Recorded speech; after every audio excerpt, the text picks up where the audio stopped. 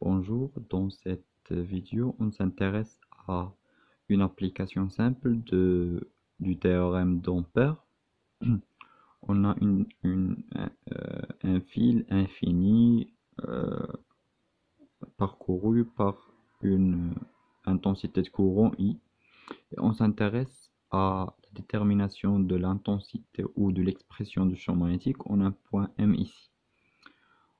On veut appliquer le théorème de Gauss. Ce théorème-là s'écrit sous la forme d'intégrale de P dl égale à mu0 la somme des I en la C.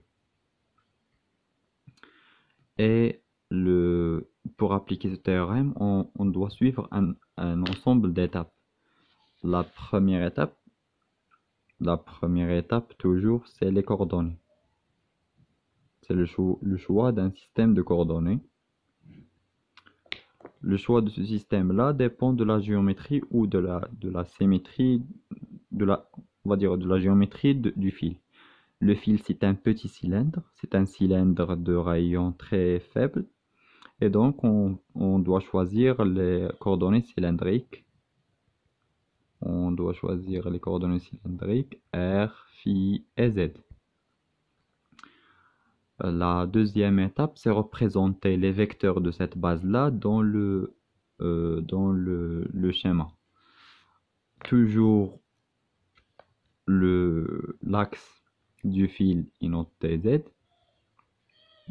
Pour simplifier l'étude, c'est Z. Puis on trace la droite perpendiculaire sur le fil et qui passe par M, c'est ER. Et à partir de ces deux, on détermine le troisième vecteur qui est EFI, sachant que EFI égale à EZ vectoriel ER. EFI vectoriel ER, donc on peut utiliser la règle de la main droite. Voici EZ, voici ER, et donc EFI c'est entrant. Donc EFI c'est entrant. Un vecteur entrant est représenté par une croix. La deuxième technique, c'est de diriger les doigts de la main droite toujours vers l'axe Z et tourner dans le sens de R, et la pouce dans la direction du troisième vecteur EFI. Donc EFI est entrant. La deuxième étape, c'est la symétrie. C'est déterminer les plans de symétrie et d'antisymétrie. On a deux plans qui coupent le fil en deux parties égaux. C'est ce plan-là, c'est le plan ER-EFI, et toujours qui passe par M, MER-EFI. Et un autre plan, c'est ce plan-là, c'est le plan ER-EZ. C'est MER-EZ.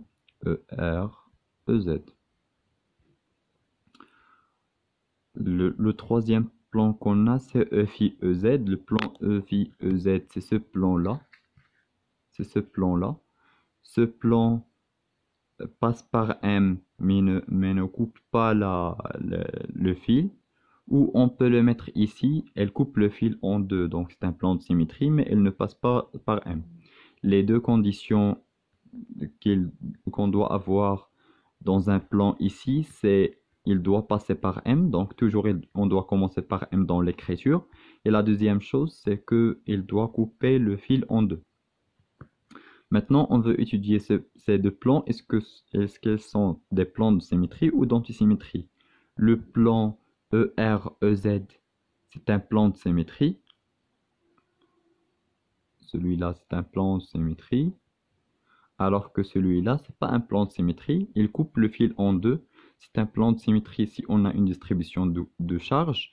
Mais pour le courant, c'est non. Pourquoi? Car en dessus du fil, le courant est sortant du plan, alors que en bas ou en dessous du plan, le courant est entrant. Il entre vers le plan. Donc c'est un plan d'antisymétrie pour le courant. Antisymétrie.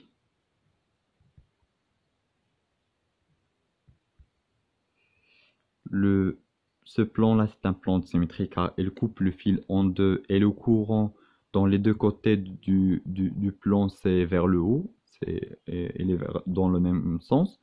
Mais pour ce plan-là, le premier plan, ER, c'est un plan d'antisymétrie car le courant est entrant si on regarde en dessous, alors que en dessus, le courant est sortant de ce plan-là.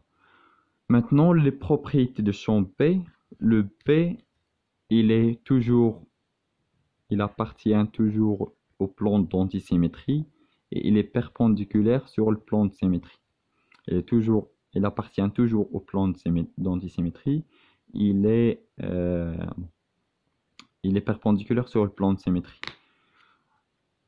Si on trouve un plan de symétrie, en utilisant cette propriété, on trouve directement que P en M égale à son module P de M, suivant le troisième vecteur.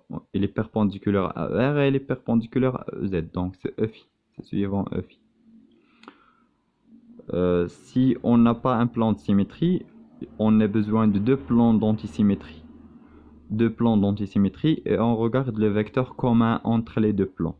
Par exemple, on aura MER EφI et MER EZ EfI. EfI c'est le vecteur commun, donc on aura EfI ici. On a déterminé à partir de la symétrie la direction du champ. Cette symétrie-là nous permet d'écrire que M qu'on a ici, c'est les trois coordonnées. En effet, le champ P, son module, à partir de cette étude-là, dépend de R, phi et Z. Pour éliminer le nombre de composantes, on utilise la troisième étape, c'est l'invariance. L'invariance, c'est l'étude de l'invariance.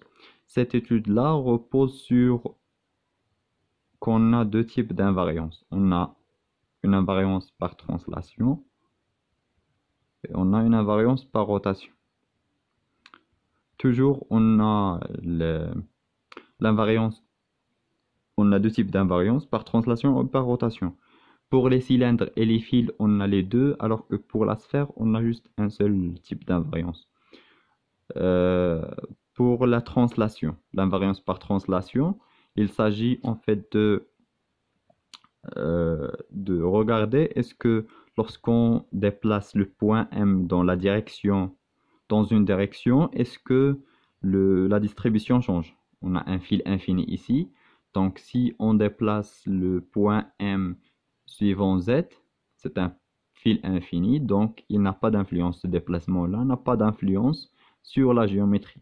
N'a pas d'influence sur la géométrie. Donc, on a une invariance par translation le long de OZ. Donc, P ne dépend pas de EZ. P de R, phi et Z, a priori, ne dépend pas de Z. La rotation. On a une simple rotation, c'est la rotation autour de l'axe.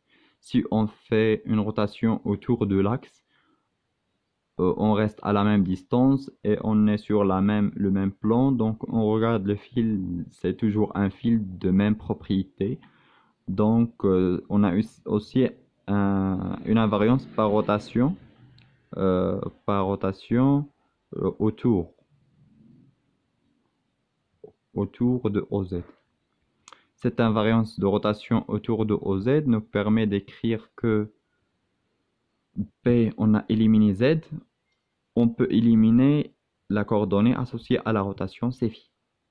Donc, il nous reste de ces deux propriétés que ce P-là, P de M, le vecteur, c'est P de R, E phi. C'est P de R, E phi. Maintenant, la troisième étape, c'est l'étape de le choix du contour d'ampère. Contour d'ampère. C'est l'analogue de la surface de Gauss dans le théorème de Gauss. Le contour d'ampère, pour choisir ce contour, on a deux stratégies comme on a dit. on a toujours deux stratégies. C'est la première, c'est de fixer la coordonnée qu'on a ici et tourner avec ce vecteur-là.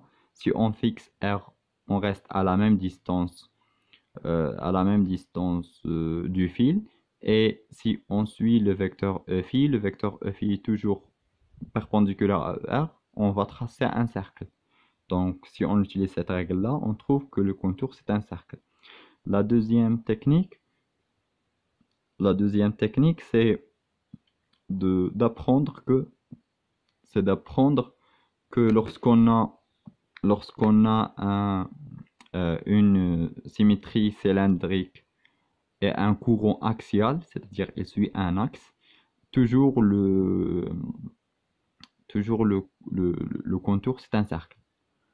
Lorsqu'on est, lorsqu'on, le- lorsque le courant est axial, donc suit un axe, alors suit l'axe de système, alors le contour c'est un cercle. Donc le contour d'Ampère c'est un cercle de rayon petit r, non pas grand R, de rayon petit r et d'axe OZ. Si on veut tracer notre cercle ici, sur le schéma, on va tracer un cercle qui passe par M, et la distance de là à là, c'est petit r. On a notre contour d'Ampère. Lorsqu'on choisit un contour d'Ampère, on choisit une orientation. L'orientation peut être aléatoire. Principalement, on peut choisir cette orientation, ou l'orientation inverse, c'est la même chose. On va avoir toujours le même résultat final. Il faut juste faire attention lors du calcul. Lorsqu'on choisit ici une orientation, cette orientation est suivant EFI. Si on place le point M ici, le, le, le, le vecteur perpendiculaire c'est toujours là. Si on retrace notre figure et on la regarde à partir du haut. Voici l'axe Z, donc on est ici. Et on regarde vers le bas. On est ici, on regarde vers le bas. Donc on a choisi cette direction du contour. Cette direction. Si on est à ce point-là, à ce point ER, celui-là, et EFI, c'est toujours perpendiculaire et donc tangente. Donc la direction choisie ici, c'est avec EFI. Cette direction-là nous permet d'avoir l'expression de dl qu'on a dans cette intégrale-là. dl, c'est un élément très petit. C'est une partie très petite du contour, c'est dl.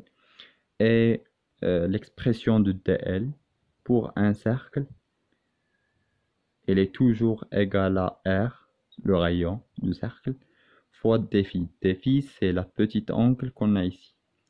C'est la petite angle qui entoure le dl. Donc c'est dφ. Et la direction de ce dl là, c'est EFI. Si on choisit la direction opposée, le dl va être vers l'autre direction. Et on aura un moins ici, car la direction serait avec moins EFI. dl serait avec moins EFI dans l'autre cas. Dans ce cas-là, on a R dφ EFI. Et pour le contour, bien sûr, phi varie de 0 à 2π. Maintenant, le théorème d'Ampère.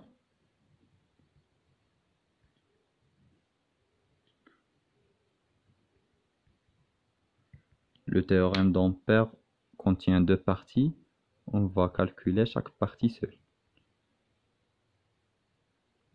C'est la première partie ici, c'est PDL. On va remplacer P par son expression, c'est cette expression-là. cette expression, alors que dl par cette expression. Le b est égal, c'est l'intégrale de b de r e phi, vecteur et scalaire e phi, c'est 1. Donc on aura r de phi. Et, les bornes de phi, c'est de 0 à 2pi. C'est à partir de 0 jusqu'à 2pi. C'est r ici. Le r, c'est une constante d'intégration sur phi. Donc on aura r p de r fois 2pi, qui est l'intégrale de d phi, c'est phi entre 0 à 2pi. C'est 2pi r. C'est la première partie de l'intégrale. La deuxième nous permet d'avoir, c'est mu 0, la somme des i on la sait. La somme des i, on la sait, c'est la somme des courants qui traversent la surface, cette surface-là, qui traverse cette surface. Les i qui traversent cette surface-là, c'est le seul i qu'on a ici. Le seul i, mais il faut déterminer le signe qu'on a ici. Est-ce que c'est plus ou moins? Car un i vers le haut, c'est pas la même chose qu'un i vers le bas. Pour déterminer le signe, c'est le rôle de l'orientation du contour. Lorsqu'on a orienté le contour dans ce sens-là, on tourne avec notre main droite avec le contour et la pouce nous donne la direction, la direction positive pour les courants. Si on tourne avec cette direction-là, on aura la direction EZ qui est positif. Et le courant suit EZ, donc c'est plus. Donc on aura un plus. Plus I. Si on oriente le contour vers l'autre sens, on aura ici un moins. Et lorsqu'on applique cette règle pour le courant, on trouve que l'orientation est celle-là. Donc le I qui doit être compté positif, c'est le I qui est dirigé dans le sens inverse de EZ. Donc on aura pour ce I-là un moins. Et le moins avec ce moins, la dl va se simplifier pour avoir la même expression. En égalisant les deux, cette expression égale à I fois mu0, on aura B de M, le vecteur, égale à le module qui est égal à mu0 fois I sur 2πr. La direction c'est E phi. C'est le champ créé par un fil infini en un point M de l'espace. C'est un résultat très classique qu'on peut utiliser par exemple pour un système de plusieurs fils. On va essayer maintenant un système qui comporte deux fils. Si on a deux fils comme ceci, on a un I, on a un autre, c'est I2, I1. Et on a ici deux fils infinis. Pour traiter ce problème-là, on a ici un point M. On ne peut pas utiliser le même traitement de tout à l'heure à cause d'un problème lorsqu'on fait l'invariance par rotation. Par exemple, si on veut tester les invariances, l'invariance par translation selon Z, on n'a pas un problème dans cette invariance-là, alors que l'invariance par rotation, on aura un problème dans l'expression. On aura ici R1 et ici R2. Lorsqu'on tourne le point M vers l'autre direction, autour de phi, on aura la distance entre le fil et le point M reste égale à R1, mais la distance entre le point M et le fil ne reste pas égale à R2. Donc on n'a pas une invariance par rotation. On n'a pas une invariance par rotation ici. Donc le B ici, on aura un problème dans l'expression. La méthode pour faire ceci, c'est en utilisant la loi de superposition. La loi de superposition nous dit que le champ créé en M, le champ B créé en M, c'est la somme de champs créés par I1 et par I2. Il suffit de dire que B en M, c'est B1 en M, c'est le champ créé par le fil 1 en M, plus le champ créé en 2 en M par le fil 2. Et on va remplacer par les expressions qu'on a démontrées tout à l'heure. Il faut juste faire attention au courant. Pour le 1, on a le I1, c'est le I1. I1, c'est dans la même direction de Z, donc c'est plus, sur 2pi fois R. Et le R qu'on va mettre ici, c'est la distance entre le fil et le point. Donc c'est R2 plus EFI, bien sûr, plus la même expression, I2 sur 2pi, la distance c'est R1. Pour tenir compte du fait que le signe ici est opposé, le courant c'est dans le sens inverse, on met un moins ici. On remplace I par moins I et on laisse EFI.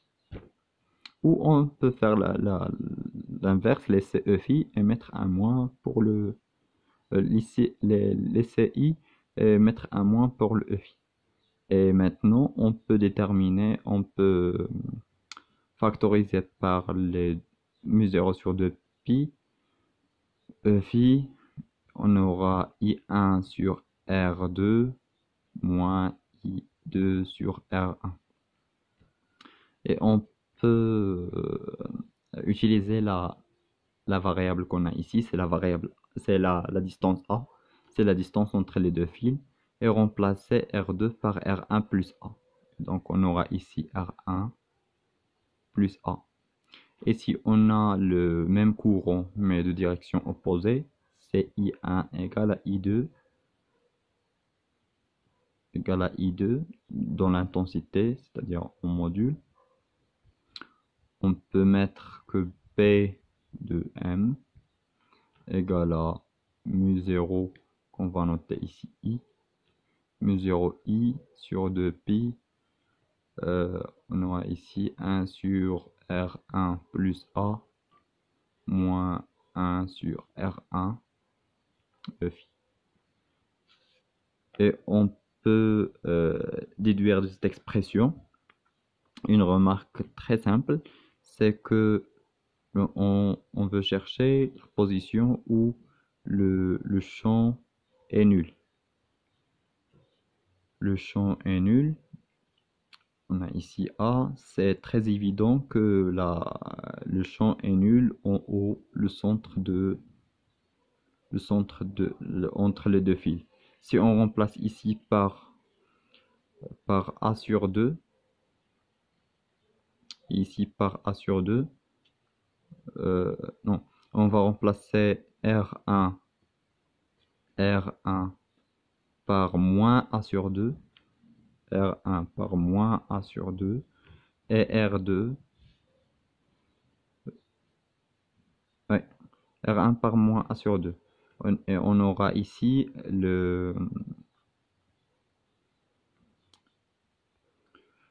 pour ce point-là, il faut revenir aux expressions initiales, c'est-à-dire ici, on ne doit pas avoir le R1 plus A, car c'est pas valable ici, car R1, R2 c'est celle-là, et R1 c'est celle-là. Il faut utiliser ici R2. R2 moins R1, R2 et R1 c'est la même chose, c'est la même distance. R est toujours positif, R1 égale à R2 égale à A sur 2. Si R1 égale à R2 égale à A sur 2, on aura un champ nul. C'est bien évidemment le champ, on a un point sur le centre. Une erreur très fréquente, c'est de dire que on choisit un point M ici et écrire que R1 c'est cette distance-là. R1 c'est cette distance-là, R2 c'est cette distance-là. On fait pas ça car les fils sont infinis et les vecteurs qu'on a ici, le R est dirigé selon ER.